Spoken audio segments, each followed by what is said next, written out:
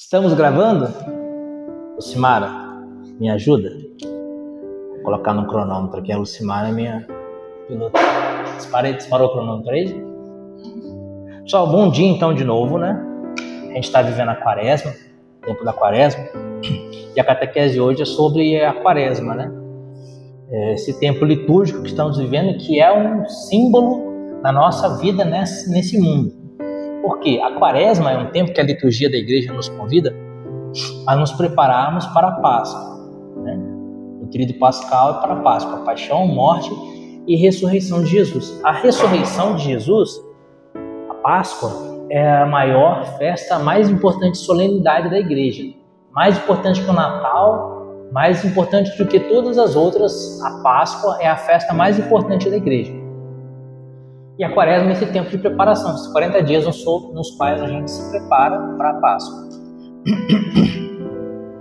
A nossa vida nesse mundo é uma quaresma. Eu estava comentando com vocês antes de gravar, né? Antigamente o homem vivia em média 40 anos. Alguns séculos atrás, né? Quando começou essa vivência da quaresma, no ano 350, a igreja começou a guardar os 40 dias. O homem vive em média 40 anos, é o tempo da vida do homem na Terra, 40 anos. A nossa vida, hoje não, né? Hoje vive 80, 90 anos, mas a nossa vida nesse mundo é uma quaresma. Assim como a quaresma a gente se prepara para a Páscoa, nessa vida, dia após dia, nós precisamos nos preparar para a Páscoa definitiva, para a nossa Páscoa. É o dia que nós vamos morrer, se Deus quiser. E se a gente não der muita bola fora, não quer. Deus quer, Ele quer, né? Ele veio, se fez homem e morreu na cruz para isso. Mas se a gente não der muita bola fora, a gente ressuscitar e ficar com Jesus para a glória eterna. Lembrando que também, infelizmente, por conta da não adesão a Jesus, muitas pessoas vão ressuscitar e vão com o seu corpo ressuscitado para o inferno. É o que a gente reza no creio, né? Creio na ressurreição da carne. Todos nós ressuscitaremos. Uns para a vida eterna e outros para a morte eterna, para o inferno. E a nossa quaresma nesse mundo é uma preparação contínua para que a gente ressuscite e esteja com Jesus na sua glória. Eu coloquei ali a frase que dá origem a esse termo quaresma, né? Uma frase em latim, que é 40ª dia Christus pro nobis tradet. Significa que, em português, a tradução seria no 40º dia, né? Ou daqui a 40 dias, Cristo vai morrer por nós, Cristo vai ser entregue por nós. Cristo vai ser entregue por nós, daqui a 40 dias. 40º dia. Então, aí veio a expressão quaresma. Antigamente, a igreja não vivia 40 dias de preparação. Vivia 3 dias, aquilo que a gente chama de tríduo pascal. Você já ouviu falar do tríduo pascal? Ainda hoje fala, se vive o tríduo pascal. Mas não existia a quaresma como a gente vive hoje. Existia só o tríduo pascal, que era quinta-feira santa, sexta-feira da paixão e o sábado de aleluia, onde à noite se celebrava a Páscoa. Era esse tríduo pascal. No ano 350, a igreja então entende que era necessário uma preparação maior para a Páscoa daqueles que seriam batizados, porque naquela época na igreja só se batizava uma vez por ano. Não tinha batismo durante o ano, o batismo era sempre na Páscoa. Então, aquelas pessoas que eram os catecúmenos, hoje a gente fala catequizandos, né? Claro, catecúmenos. Os catecúmenos, eles eram preparados para o seu batismo ao longo de 40 dias. E aí, esse retiro de 40 dias, que era vivido não por toda a igreja, no início, por volta do ano 350, não por toda a igreja, mas só pelos catecúmenos, eles se preparavam durante 40 dias para serem batizados. Entendeu? Só que na missa da Páscoa, todos nós renovamos o quê? Os nossos votos batismais. Toda missa de Páscoa a gente faz a renovação dos votos batismais. Então a igreja percebeu, por que a gente não faz esse retiro com todo mundo, com toda a igreja? Então toda a igreja se prepara novamente para renovar os seus votos batismais. Então por que nós vemos a quaresma? Estamos nos preparando para celebrar a ressurreição de Jesus, mas sobretudo para renovar também os nossos votos batismais. Quais são os votos batismais? Vocês lembram? É bem simples os votos batismais. É a renúncia do mal e a adesão a Deus. Renuncie a Satanás, renuncie. renuncie, creia em Deus Pai todo, eu creio. Então esses são os votos batismais: renunciar ao demônio, o pecado e a adesão a Jesus. Tem uma consagração que é muito vivida na igreja. Eu sou consagrado por esse método, que é o meu sinal de consagração. É o método de São Luís Maria Grignon de Montfort, de consagração total a Jesus por Maria. Esse método, São Luís, te leva a fazer uma renovação dos votos batismais pelas mãos de Nossa Senhora. E o ato de consagração, a gente fala: Fábio, você fala seu nome, Fábio Chegabós, renuncio a Satanás, autor e princípio do demônio, do pecado, renuncio a todos os demônios, todos os espíritos malignos, e me dou inteiramente a Jesus por Maria. Isso é a renovação dos votos batismais: renunciar o mal e aderir a Deus. Dar as costas para o demônio, para Satanás, para aquilo que ele faz, suas pompas e suas obras, vai dizer São Luís de Montfort. O que é pompas? O Padre Celso fala muito na missa assim: o demônio funda no cangote, né? Ele fala isso aí, né? Isso são as pompas do demônio, a sedução do demônio, né? O padre fala: o demônio funga no cangote. São Luís de Montfort fala que o demônio tem pompas, ou seja, ele tenta te seduzir. Então você renunciar a essa sedução do demônio e aderir a Deus. Esses são os votos batismais. Então a gente está se preparando ao longo desses 40 dias para na Páscoa a gente renunciar ao demônio e abraçar a fé novamente, né? Renovar os nossos votos batismais. Cada vez que a gente peca, e cada pecado, seja qual for, pecado venial ou mortal com muito maior gravidade, é claro, porque é pecado mortal e mata a vida da graça, mas todo pecado é sempre uma traição aos votos batismais. Cada vez que a gente peca, a gente está traindo os nossos votos batismais. Por isso é interessante, a gente sempre está renovando os votos batismais, dizendo: Jesus, eu sou consagrado a Ti, que alegria ser consagrado a Ti, então eu renovo os meus votos batismais. Por isso que a Quaresma é um tempo de penitência, de conversão. Por que conversão? Porque cada pecado é uma traição do quê? Dos votos batismais. Por isso a conversão e o chamado à conversão é tão recorrente na Quaresma. Então, começou-se o povo de Deus, a partir do ano 350, a guardar esses 40 dias. Mas por que a igreja escolheu 40 dias? Por que 40 dias? O primeiro sinal é que o homem vivia na época, no ano 350, vivia em torno de 40 anos. Depois, normalmente a pessoa falecia com essa idade. Mas nas Sagradas Escrituras, o número 40 ele é recorrente. Ele é recorrente por quê? Exatamente por conta dessa situação do homem normalmente viver 40 anos. Então assim, 40 anos o povo de Deus passou no deserto, conduzido por Moisés, depois que saiu do Egito, foi liberto da escravidão do Egito, e 40 anos ele passou no deserto até entrar na Terra Prometida. Olha o simbolismo. Pelo batismo nós somos libertados da escravidão do demônio, passamos 40 anos nessa terra até entrar na Terra Prometida, que é a vida eterna. Vocês entenderam o simbolismo claro que Deus quis deixar registrado com essa caminhada do povo no Egito? Os 40 anos que o povo caminhou no Egito, caminhou no deserto depois que saiu do Egito. Durante 40 dias e 40 noites, Moisés esteve no Monte Sinai, onde ele recebeu a lei, né, os 10 mandamentos, né? Os 10 mandamentos que a gente transgride quando a gente não guarda os votos batismais, né? Que a gente precisa se converter porque transgredimos os 10 mandamentos. Então, os 10 mandamentos foram dados a Moisés num retiro de 40 dias e 40 noites no Monte Sinai. Deus deu a ele os 10 mandamentos. Também durante 40 dias, o profeta Elias estava sendo perseguido. A rainha queria matar o profeta Elias porque ele havia humilhado os profetas de Baal. E ele se retira e pede a Deus que ele queria morrer. Ele fala: eu prefiro morrer de uma vez. Então Deus aparece para ele por meio de um anjo e dá a ele um pão que o fortaleceu. E ele passou com a força desse pão 40 dias de caminhada. Então o pão que nos fortalece é a Eucaristia. É o símbolo, era uma prefiguração da Eucaristia. Ainda não é do Santíssimo Sacramento, esse pão que ele recebeu do anjo, o pão dos anjos. Né? O pão que o anjo deu ao profeta Elias ainda não era a Eucaristia, mas era uma prefiguração Deus já mostrava o que seria o Santíssimo Sacramento no futuro. E com esse alimento ele caminhou 40 dias, ou seja, com o alimento, com a força da Eucaristia, nós caminhamos a nossa vida nessa terra. 40 dias representa a vida do homem. Mas o que? 40 dias do dilúvio. Choveu durante 40 dias. Durante 40 dias teve o dilúvio e aqueles que sobreviveram permaneceram aonde? Na Arca de Noé. A Arca de Noé, ela é símbolo de duas realidades. A primeira realidade que a Arca de Noé representa é a Igreja Católica. A Igreja Católica é a Arca de Noé. Se você não quiser ser afogado no dilúvio de pecado que há no mundo, você precisa permanecer na Arca, que é a Igreja, no meio dos sacramentos.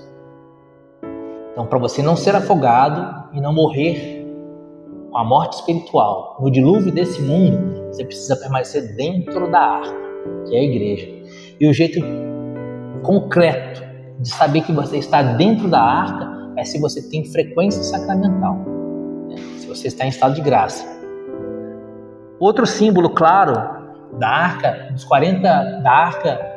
de Noé, é a Santíssima Virgem, o Imaculado Coração de Maria.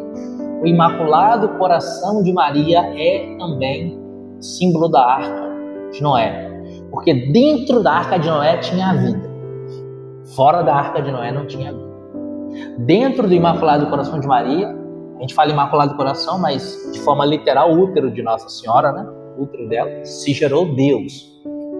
Deus habita. Nossa Senhora é o templo por excelência de Deus. Aquilo que seria o templo de Salomão, que foi repleto de glória, é por excelência Nossa Senhora. Ela é o grande templo que abrigou Deus e a Nossa Senhora é o único templo digno de Deus. Então, se vocês têm profunda devoção a Nossa Senhora, se você vive no Imaculado Coração de Maria, se você ama com ternura a Nossa Senhora e sempre se recorre a Nossa Senhora nos momentos de perigo, você está na Arca. Então, os 40 dias de dilúvio. O profeta Jonas também pregou em Nínive durante 40 dias. Foram 40 dias de missão do profeta Jonas em Nínive, chamando o povo à conversão. E o povo se converteu em Nínive e Nínive foi poupada do castigo, né? Então também o retiro quaresmal é um retiro de conversão. Como o profeta Jonas pregou durante 40 dias para aquele povo, mais uma vez a igreja prega durante 40 dias, chamando a conversão, para que a gente não seja punido com a morte eterna, né? Sobretudo, né, o principal, 40 dias do retiro de Jesus no deserto, né? Depois que ele foi batizado por João Batista, ele esteve no deserto durante 40 dias e ele jejuou 40 dias. E após 40 dias ele teve fome. O demônio aparece para tentar Jesus na fome dele, né? O princípio da tentação do demônio começa pela fome, né? Se você realmente é filho de Deus, transforma essas pedras em pães. E Jesus vence o demônio pelo poder da palavra. Então, os 40 dias em que a gente precisa meditar a palavra, né? Meditar as Sagradas Escrituras, para que com essa força do jejum, da meditação da palavra, que é a oração, e da caridade também, a gente possa vencer o inimigo maligno, né? Então, esse é o sinal da Quaresma, o símbolo da Quaresma. Por que Quaresma é guardada por 40 dias? São esses recorrentes números 40 que aparecem nas Sagradas Escrituras, que é símbolo da vida do homem sobre a terra. E aí, normalmente, as pessoas têm algumas dúvidas. Eu escrevi aqui algumas dúvidas que eu já ouvi sobre a Quaresma. Eu queria comentar com vocês essas dúvidas aqui. Não sei se são dúvidas de vocês ou não, ou dúvida de alguém que vai assistir esse vídeo ou não. Mas eu vou comentar essas dúvidas, que são as dúvidas mais recorrentes com relação à Quaresma. E se vocês tiverem outras dúvidas, vocês falem também aí. Se não for nenhuma dessas aqui, tiver alguma outra dúvida, ou vocês têm alguma dúvida que de repente você já nem precisa saber isso daqui, já tem alguma dúvida em relação à Quaresma, não? O que é? Fala. Não exatamente. Sobre a confissão. Manda. Nunca se confessou? Vamos confessar.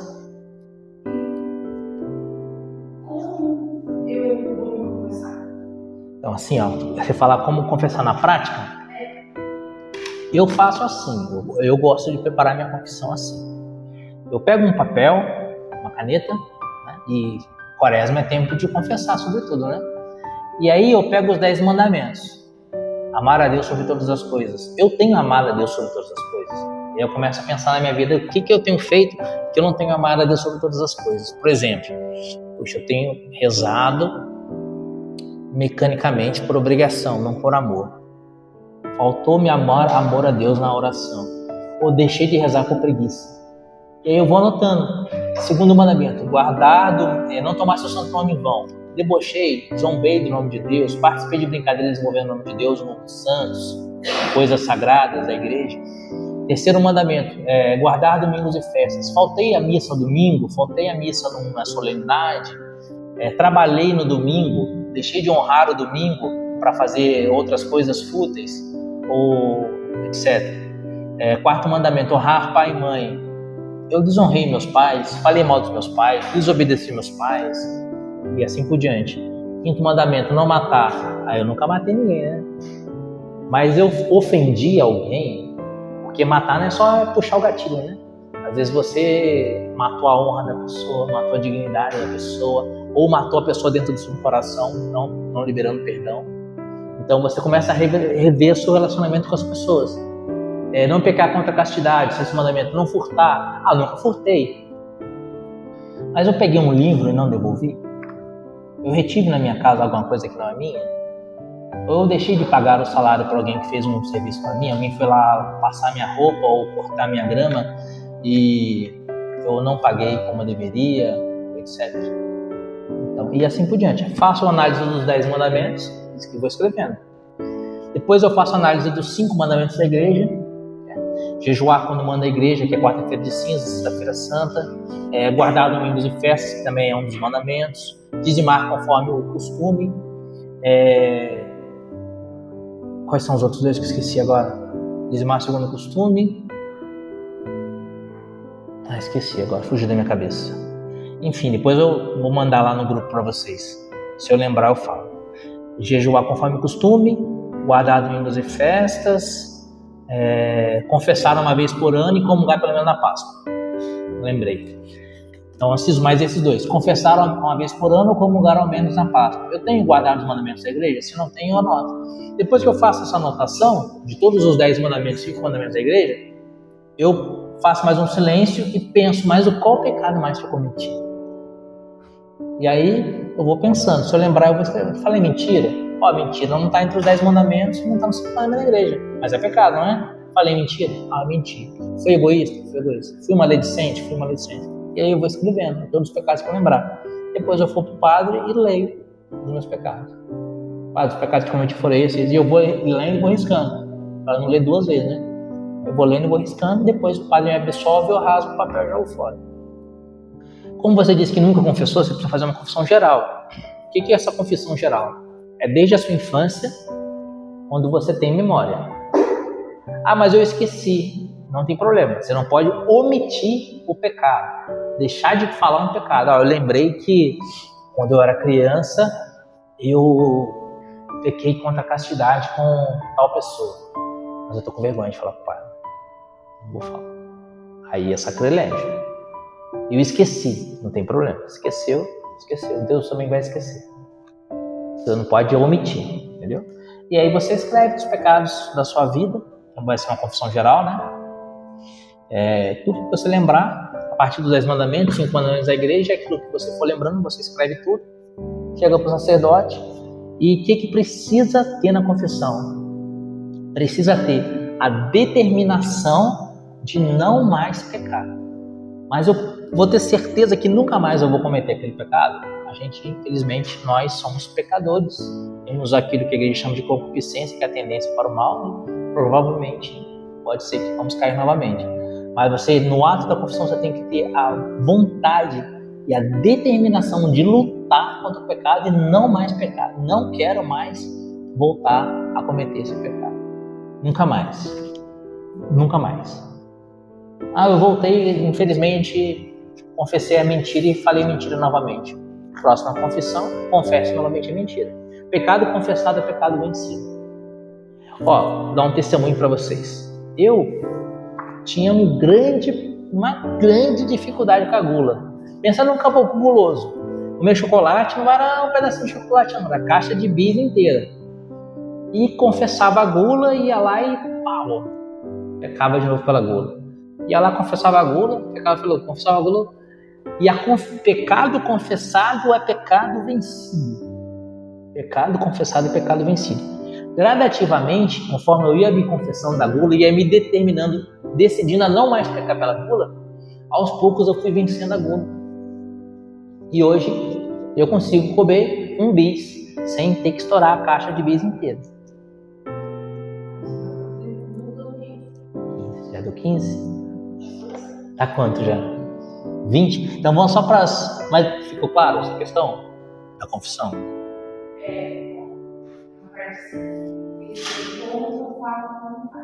Como que fala? Padre, o senhor não entende confissão?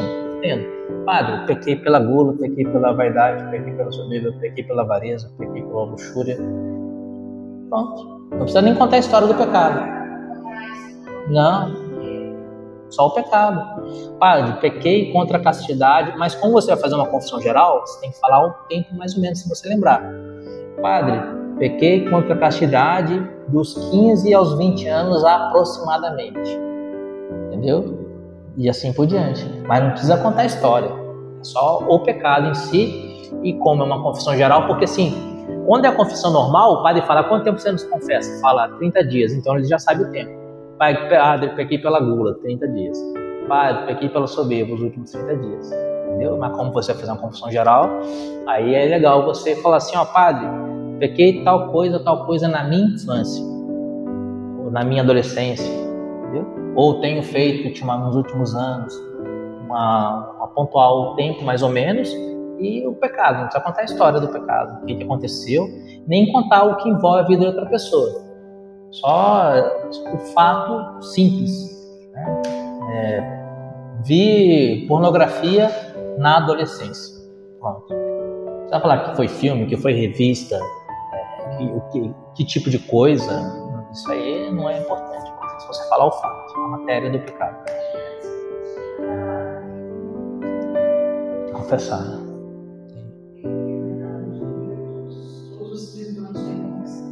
É uma bênção a confissão, cara. Eu luto para me confessar.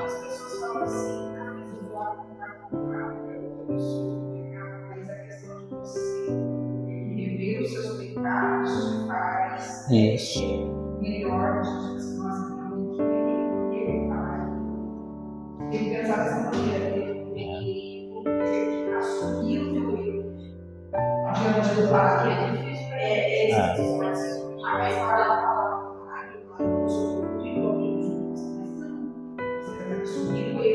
Diante do sacerdote. E na verdade, a gente não confessa para o padre. Porque quando o padre celebra o sacramento, ele celebra em persona Christi. Então, quando você fala para o Padre Celso: padre, pequei pela gula, você não está falando para o Padre Celso, está falando para Jesus. Entendeu? E é por isso que o padre fala: eu te absolvo dos teus pecados, em primeira pessoa. Porque não é o padre que está falando, é Jesus que está falando. Entendeu? E é Jesus que está te absolvendo. Então, quando o padre celebra a missa, ele celebra em persona Christi, quando ele atende o concílio, ele atende em persona Christi, ou seja, é a pessoa de Cristo que está celebrando ali.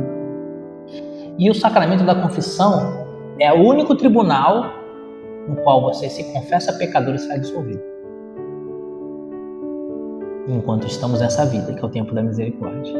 Porque quando encerrar essa vida e a morte nos visitar, vai começar o tempo da justiça. E aí vamos receber a devida paga pelos nossos pecados. Só que pecado confessado é pecado esquecido. Deus não se lembra mais. Os pecados que você confessar não estarão presentes no seu juízo. E você já confessou, eles já foram lavados no sangue de Cristo. Padre Pio, São Pio de Pietrelcina dizia assim: na confissão eu administro o sangue de Cristo. Então, quando você se confessa, você é lavado no sangue de Cristo e aquele pecado não existe mais. Quantas almas estão no inferno e sofrem no inferno por uma coisa que elas poderiam facilmente ter confessado e hoje estar no céu para sempre. Então, a confissão é tremenda. são maravilhosos. Eu procuro me confessar no mínimo uma vez por mês, mas eu gosto de me confessar a cada 15 dias. Mas no mínimo uma vez por mês eu me confesso. Canto gregoriano, vocês estão ouvindo? Na igreja? Preparando a missa das 10, né? Ó, então eu coloquei aqui, ó. Na quaresma a gente faz uma penitência, né? Uma penitência quaresmal. As pessoas perguntam assim, eu posso comer carne na quaresma? Pode ou não pode? Pode. Você não pode comer carne na quarta-feira de cinzas, na sexta-feira santa. Esses são os 2 únicos dias que a igreja manda não comer carne e jejuar. Lembra que eu falei dos mandamentos da igreja? Jejuar quando manda a igreja manda nesses dias. Na quarta-feira de cinzas e na sexta-feira santa. Durante a quaresma você pode até comer carne. Durante muito tempo, a igreja ela convidava as pessoas a fazer uma penitência de carne na quaresma. Então a pessoa não comia carne durante os 40 dias de quaresma, era comum. Hoje em dia você precisa fazer uma penitência, é importante que você faça uma penitência. Pode ser de café, pode ser de doce, pode ser de carne, pode ser de chocolate, pode ser... Por exemplo, eu estou fazendo uma penitência nessa quaresma, estou tentando fazer, que é comer menos do que eu como. Então assim, eu pego uma balança, sabe essa balança? E peso. Eu comia 150 gramas de arroz, agora eu estou comendo 120 gramas de arroz no almoço e 100 gramas de arroz na janta. Feijão, eu comia 120 gramas de feijão, agora estou comendo 100 gramas de feijão. Eu pesando na balança e comendo menos. No começo foi difícil, mas depois você vai se habituando. Então você faz uma penitência. Eu gosto muito de, sei lá, tomar Coca-Cola. A gente toma Coca-Cola todo dia, né? Faz a penitência de Coca-Cola. É legal fazer penitência de carne? É legal, porque carne é difícil, né? Carne é embaçado. Só que, por exemplo, você precisa de proteína, né? E dependendo do que você faz, se você, por exemplo, faz atividade física, você é atleta, você faz musculação, você precisa de mais proteína ainda. Então você não vai fazer penitência de carne se você precisa de proteína. Então eu gosto de fazer penitência daquilo que não vai te fazer mal e que você não precisa. Por exemplo, refrigerante, açúcar. Você não precisa de açúcar e açúcar te faz mal, entendeu? Então tira o açúcar. Não precisa de Coca-Cola e Coca-Cola te faz mal, então tira a Coca-Cola e assim por diante. Mas na quarta-feira santa e na quarta-feira de cinzas e na sexta-feira santa não se come carne. É proibido comer carne na igreja nesses 2 dias. Pode comer peixe ou ovo. Eu não gosto de peixe. Você gosta de peixe? Gosta? Você gosta de peixe? Gosta? Aí eu como ovo, porque eu não como peixe. Não gosta de ovo? Não? Nossa, eu como ovo pra caramba. Eu como 2 ovos de manhã, eu sou galinha. Galinha não come ovo, né? Raposa, né? Raposa. Eu sou uma raposa. Galinha bota, seria canibalismo se ela comesse ovo. A outra pergunta que o pessoal fala aqui, o que significa a palavra quaresma, e a gente já comentou da frase latina, né? É obrigado a fazer jejum toda sexta-feira? É obrigado, gente, a fazer jejum toda sexta-feira? A sexta-feira é um dia em que a gente deve fazer jejum e deve fazer uma penitência. Mas é obrigado. A obrigação é na sexta-feira santa e na quarta-feira de cinzas. Jejuar quando manda a igreja. A igreja manda. Quarta-feira de cinza, sexta-feira santa. Jejum e abstinência de carne. Esses 2 dias é obrigatório. As outras sexta-feiras do mês é muito recomendado, mas não é obrigatório. Então, assim, recomenda-se muito que você faça um jejum. E sexta-feira católica não come carne, né? Por causa da paixão de Jesus. Então, você não coma carne e o jejum é recomendado que você faça. Mas se você não fizer jejum na sexta-feira, não é pecado. Entendeu? Só é pecado não fazer jejum na sexta-feira santa e na quarta-feira de cinzas. O que é abstinência e como fazer? Uma pergunta também que o pessoal faz muito. Abstinência vem de abster, né? É você retirar alguma coisa que você gosta durante um tempo. Pode ser na quaresma ou pode ser ao longo do ano inteiro. Eu vou, sei lá, falei do açúcar, né? Gosto muito de comer doce. Não vou comer doce na quaresma. Para quem é fã de doce, é difícil, né? Isso é uma abstinência. E é legal você fazer abstinência de coisas, então eu falei, né, que fazem mal para sua saúde e que você gosta pra caramba, mas que faz mal para sua saúde. Refrigerante doce, por exemplo, é o mais comum, né? Quem que não gosta de... Se bem que tem gente que não gosta de doce, né? Você gosta de doce? Você não gosta de doce, né, Larissa? Como jejuar? Então, assim, às vezes as pessoas têm dúvida de como fazer o jejum. Jejuar é ficar o dia inteiro sem comer nada? É um tipo de jejum. Tem vários tipos de jejum. Tem o jejum completo, que é não comer nada durante 24 horas, que é o jejum que Jesus fez os 40 dias, 40 noites no deserto. Não comer nada. Tem o jejum a pão e água, que é o jejum que Nossa Senhora em Medjugorje disse que é o jejum que mais ela gosta, que ela pede, que é quando você tem fome, você come pão. Quando você tem sede, você bebe água. Não vai comer nada que não seja pão, não vai beber nada que não seja água naquelas 24 horas. Só que você não deve comer o pão e a água junto, porque fermenta no seu estômago e você vai ficar passando mal. O pão incha, né? Então, se você tiver sede, bebe água, tiver fome, come pão, não come junto. Bebe água e come pão junto, que vai fermentar no seu estômago. É um tipo de jejum. Outro tipo de jejum é um jejum que a gente chama de jejum da igreja. O que é o jejum da igreja? O jejum da igreja é um jejum no qual você se abstém de uma refeição completa. Por exemplo, eu não vou almoçar, não almoço. Toma o café da manhã normal, não almoça. À tarde, você come um lanchinho sucinto e à noite você janta menos do que você está habituado a jantar. Isso é o jejum da igreja, entendeu? Você tira uma refeição. Ou então, eu não vou tomar café da manhã, tirou o café da manhã, almoça completo, uma refeição você faz completo no jejum da igreja, entendeu? Então, assim, por exemplo, ou você faz completo o café da manhã, não almoça, toma um lanchinho simples à tarde e janta menos do que você está habituado, ou você tira o almoço, etc. Você tira uma refeição completa, faz uma refeição completa, nas outras refeições você come menos, entendeu? Esse é o jejum da igreja. Então eu tenho esses tipos de jejum aí. Aí tem outras possibilidades. Tem gente que, por exemplo, fala assim, eu não vou comer nada até as 15 horas. Faz um jejum completo, até as 15 horas. Às 15 horas ele come e depois ele come normalmente ao longo do dia. Pode ser também, né? É interessante a gente pensar também que no dia de jejum, que você for fazer o jejum, claro que quarta-feira de cinza e sexta-feira santa não se come carne, que é proibido. Mas vamos supor, eu vou jejuar toda sexta-feira da quaresma. Nossa Senhora em Medjugorje pede que nós jejuemos às quartas e sextas. Vou jejuar toda sexta-feira. Não coma carne no dia do seu jejum, né? Porque é o tradicional a gente não comer carne dia de penitência. Então, não coma carne.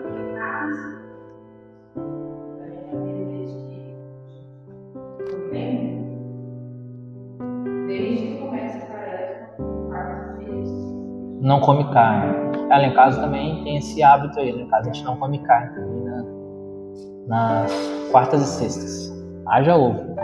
Porque eu não como peixe, né? Mas o que eu estava falando? Jejuar já falamos, né? As imagens na quaresma ficam cobertas de pano roxo, né? Vocês sabem por que não? Vocês já perceberam que na igreja do Belém está coberta, né? O crucifixo, ele colocou mais para frente, ele do lado do altar. O padre tirou o crucifixo de trás do altar e colocou um pouco mais à frente, ali do lado direito do presbitério. Ele colocou mais para frente. E colocou Nossa Senhora das Dores no começo da igreja, né?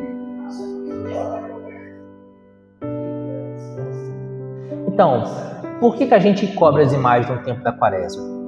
Na verdade, aqui na nossa diocese, em muitas dioceses, tem o hábito de cobrir as imagens na quaresma inteira, né?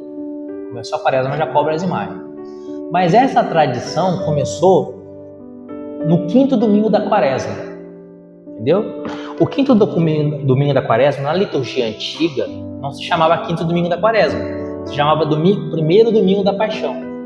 Você sabe que a quaresma ela começa na quarta-feira de cinzas e ela vai até o domingo de Ramos. O domingo de Ramos começa a Semana Santa. A gente continua com a quaresmal porque é a principal semana de penitência, né? Mas a quaresma começa na quarta-feira de cinzas e termina no domingo de Ramos, onde é celebrada a paixão do Senhor. Lembra disso? Começa com a liturgia, com a procissão de Ramos, onde no começo, antes da missa, proclama o evangelho que Jesus entra em Jerusalém e é saudado, né? ao Filho de Davi, bendito que vem em nome do Senhor. E depois, durante a missa, no Evangelho da Missa, é o Evangelho da Paixão. Vocês se lembram disso, não? Então é o Evangelho da Crucifixão de Jesus. É o Domingo da Paixão, o Domingo de Ramos. Na liturgia antiga, eram 2 os Domingos da Paixão. O primeiro Domingo da Paixão, que hoje é o 5º Domingo da Quaresma, e o segundo Domingo da Paixão, que é o Domingo de Ramos. Nesse 5º Domingo da Quaresma, que era o primeiro Domingo da Paixão, se cobria as imagens. Por que se cobria as imagens? Porque era hora de você começar a focar, olhar na paixão de Jesus. A imagem, por exemplo, você está vendo aqui a imagem de São José, ela representa São José na sua glória, no céu. Você vê uma imagem de Nossa Senhora das Graças, é Nossa Senhora na glória. Você vê uma imagem de São Miguel Arcanjo, é São Miguel Arcanjo no céu. Então as imagens representam o céu, a glória. E a imagem, ela deleita o olhar, né? A gente reza também pelo olhar. Então quando você vê uma imagem, você contempla a imagem de São Paulo ali, você fica vendo a beleza da imagem, você começa a meditar através da beleza da imagem. No 5º Domingo da Paixão, precisamos ter olhos fixos na paixão do Senhor. Que agora é o 5º Domingo da Quaresma, né? Antigo primeiro Domingo da Paixão. Olhares fixos na paixão do Senhor. Então a gente vela as imagens para que a gente tenha olhares somente para a paixão de Cristo. Começa aí. O roxo é quando você se machuca, você toma uma pancada, fica roxo. É o símbolo da dor, do sofrimento. Entendeu? Por isso o roxo, quer dizer aquele machucado que não é recente. Quando você toma uma pancada, não fica roxo na hora, né? Aquele machucado que você está sentindo a dor e que a dor vai permanecer, é o roxo. É um machucado que fica sempre, está doendo, ainda não sarou, está doendo. E o vermelho é quando sangra, né? Quando corta e sangra. Por isso que na Semana Santa é vermelho, porque está sangrando, né? O machucado ali, aquela hora. Então o roxo tem esse significado da dor que você está sentindo por conta de uma pancada que você sentiu. Que pancada foi essa? O pecado. O pecado é essa pancada que nos machucou, que nos arroxeou. A gente está ainda sofrendo as consequências daquele pecado. Por isso é penitência quaresmal. Então, se vela as imagens no 5º Domingo da Quaresma, ou em alguns lugares hoje faz na Quaresma inteira, para que na Sexta-feira Santa você vá se desvendar a cruz de Jesus, dizendo: eis o lenho da cruz do qual pendeu a salvação do mundo, vinde e adoremos. Você já viu isso? Se desvenda a cruz, é a adoração da Santa Cruz.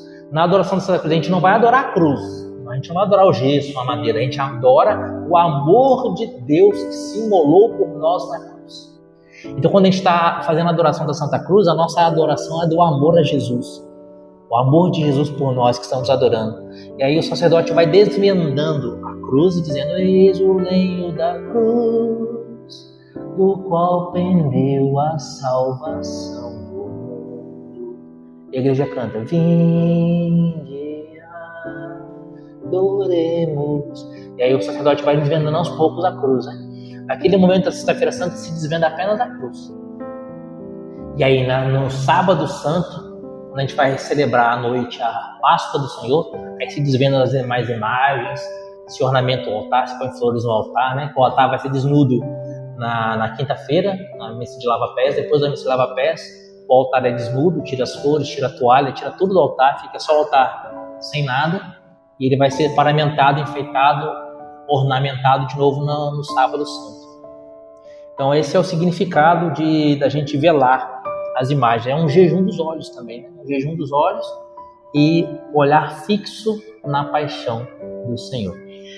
Aqui na Igreja do Belém, em muitas outras igrejas, você vê que o padre não desvenda, não vela, quer dizer, o crucifixo em Nossa Senhora das Dores, né? Aqui não está velado.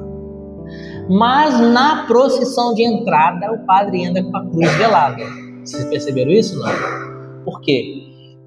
O correto é velar a cruz, para que a cruz seja desvelada só na Sexta-feira Santa. Mas, para favorecer a piedade dos fiéis, às vezes o sacerdote desvenda a cruz e Nossa Senhora das Dores, para que o fiel lembre-se sempre da paixão. O ideal seria que tivesse também o crucifixo velado, também Nossa Senhora das Dores velada, para que se desvelasse só na Sexta-feira Santa. Mas às vezes o sacerdote deixa o crucifixo e a Nossa Senhora das Dores sem o véu roxo, para lembrar, para o fiel estar sempre rememorando a paixão do Senhor. Mas o que já me perguntaram várias vezes, o que as imagens cobertas, onde da diocese que eu vivia, até 2010 eu vivi nessa diocese, existia a confissão comunitária. Vocês já ouviram falar disso? Já ouviram falar de confissão comunitária? Sabe o que é? Lembra o que é? Não é muito bom, não. Na verdade, a confissão comunitária é bom, só que se abusam da confissão comunitária. O que é a confissão comunitária? A confissão comunitária é quando o sacerdote reúne a assembleia e perdoa o pecado de todo mundo sem ouvir o pecado de cada um, certo? É bem parecido com o ato penitencial da missa. É bem parecido. Só que o que acontece? A confissão comunitária, segundo o catecismo da Igreja Católica, ela deve ser ministrada em estados de urgência e emergência. Estamos no Titanic. Começou a entrar água. Vai todo mundo morrer. O padre vai lá sentar, pessoal, vem confessar. E a água entrando, o padre, né? Reza um Pai Nosso, 3 Ave Marias.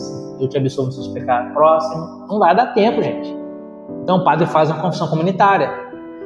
Arrepende-se dos seus pecados. Reza, Senhor, tem piedade de nós. Senhor, tem piedade. Cristo tem piedade de nós. Senhor, tem piedade de nós. Eu te absolvo os seus pecados, no nome do Pai e do Espírito Santo. E isso é a confissão comunitária. O barco está afundando. O navio está afundando. O avião está caindo. O avião está caindo. O padre se levanta lá no meio do avião e fala: pessoal, pede perdão para Deus. Eu te absolvo os seus pecados. Explodiu o avião. Mas eu não morri. Eu sobrevivi. Pulei de paraquedas. Eu pulei de paraquedas, confessei confissão comunitária, cheguei no chão, tem que procurar um padre e fazer a confissão individual. Entendeu? Então a confissão comunitária é para estado de emergência, e caso você não seja atingido pela emergência, quando você estiver normalizado a sua situação, você é obrigado a fazer uma confissão individual com o padre. Outro caso que a igreja permite confissão comunitária. Existe uma paróquia, por exemplo, no Amazonas, lá no meio da floresta, onde o padre vai uma vez por ano. O padre chegou nessa paróquia lá, tem 370 pessoas na paróquia. O padre tem que voltar, porque ele tem compromisso, não pode ficar lá muito tempo, não tem como atender a confissão de todo mundo, lá no meio do mato. Ele dá a absolvição, faz uma confissão comunitária, porque ele não tem condições humanas de atender todo mundo em confissão. Mas na primeira oportunidade que aquelas pessoas tiverem de se confessar individualmente, eles são obrigados a se confessar individualmente. Eu vi nessa paróquia no Amazonas, o padre foi lá e fez confissão comunitária. Hoje, eu fui fazer um exame médico em Manaus. Tem que ir na paróquia, tem que me confessar individualmente, senão aquela confissão comunitária não tem efeito. Entendeu? Então a confissão comunitária, ela existe na igreja nessas duas possibilidades. Caso o padre não tenha condições humanas de atender individualmente, ou caso esteja uma situação de emergência que está todo mundo com risco de morrer. Por exemplo, em Aparecida, pode fazer confissão comunitária? Não. Ah, mas não tem como o padre atender todo mundo, está lotado de fiéis. Tá, mas o fiel não pode vir na paróquia dele confessar? Então o fiel não está autorizado a fazer confissão individual em Aparecida. Entendeu? Acontece, tá certo, tá errado. Abuso litúrgico. Não pode. Entendeu? Então, se você... então, não pode. Eu vou, às vezes, em Aparecida confessar e tem a confissão comunitária, eu fico na confissão comunitária, acabou a confissão comunitária, abro o confessionário, eu vou lá e confesso individual com o padre. Então, assim, tem que fazer a confissão individual. Eu não lembro mais que eu anotei, que as perguntas que eu anotei foram essas. Vocês têm alguma dúvida, não? Nenhuma dúvida?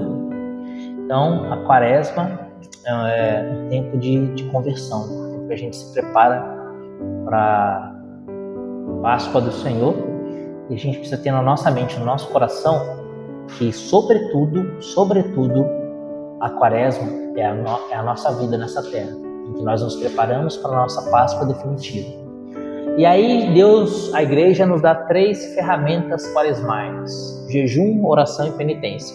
E aí fica no próximo capítulo para a gente falar sobre essas 3 ferramentas, senão a gente vai embora daqui 4 horas da tarde. Não que eu não goste, né? Mas tá bom?